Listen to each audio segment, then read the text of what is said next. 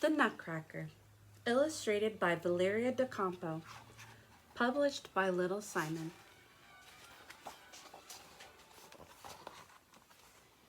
It was Christmas Eve at the Stahlbaum's house, and like children everywhere, Marie and Fritz were so excited that they could feel their toes tingle.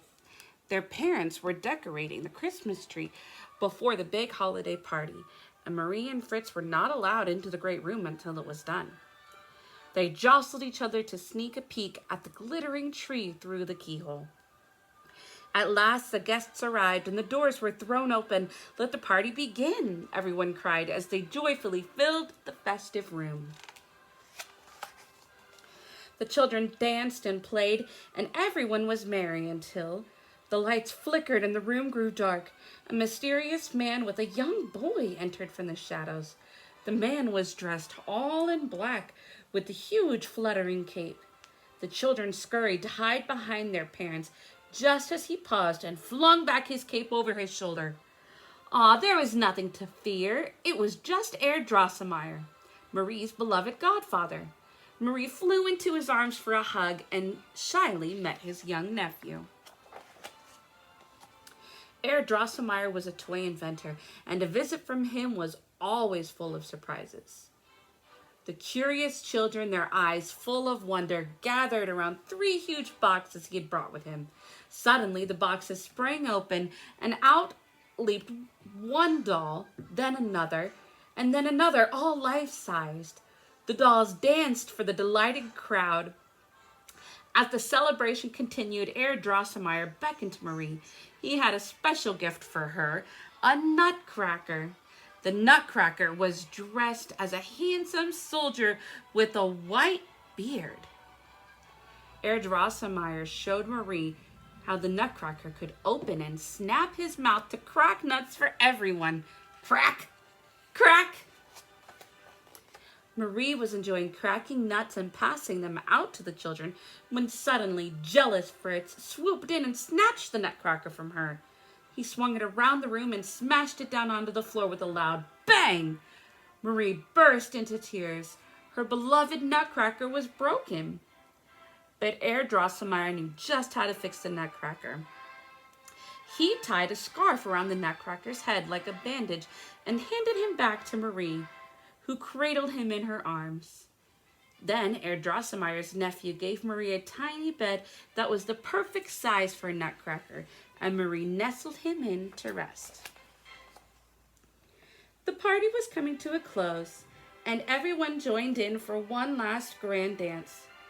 When the music ended, the guests bundled up and made their way into the frosty night air.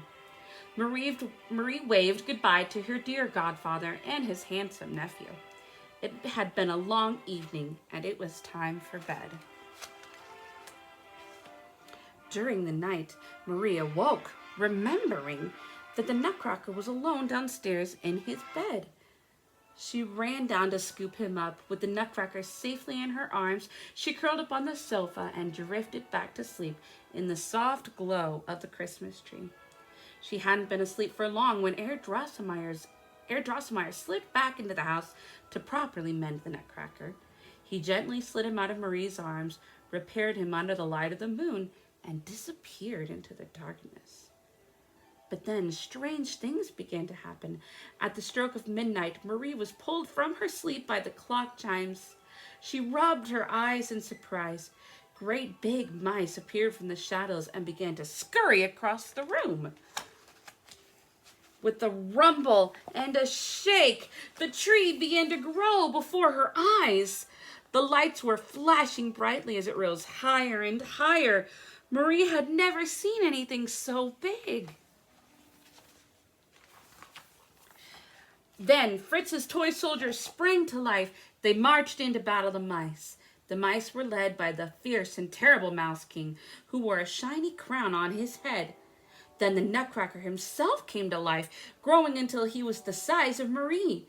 His bed, now huge, spun around and around. The Nutcracker leaped out of the bed to lead the battle against the mice. The Mouse King towered over the Nutcracker, taunting him, when a quick-thinking Marie threw her slipper and it landed on the king's head. He turned to look away, and the Nutcracker toppled him over. The Nutcracker triumphantly claimed the Mouse King's crown in victory. In that very moment, the ancient spell that had been cast on the Nutcracker was broken. He transformed into a handsome prince who looked very much like Herr Drosselmeyer's nephew. The prince gallantly placed the crown on top of Marie's head and led her by the hand into the starry night, beyond her house and deep into the forest toward the Christmas star. Snow began to fall, and the glistening flakes began to dance. The prince took Marie on a fantastic journey.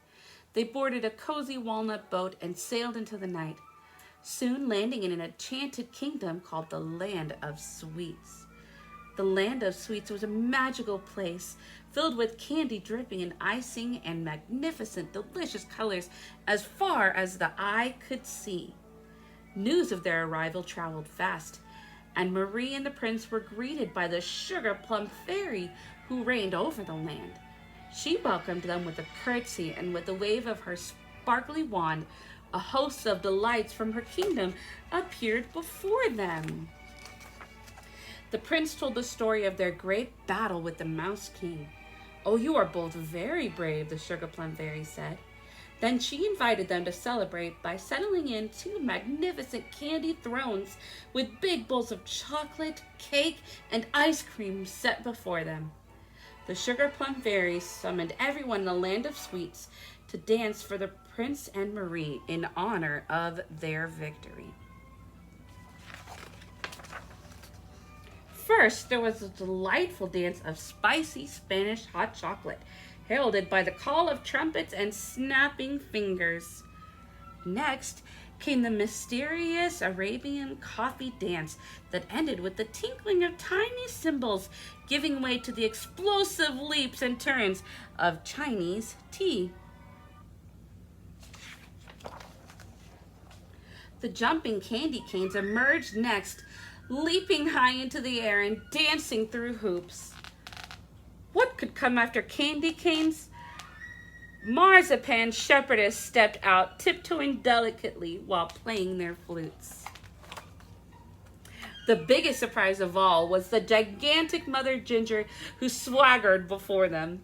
All of a sudden, 8 tiny clowns called Polichinellis sprang from beneath her skirt and danced to the rhythm of her tambourine.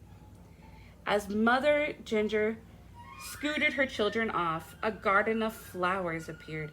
Amid the blossoms was the shimmering dewdrop fairy, and with each step she brought every single petal to life in blossoming swirls of pink.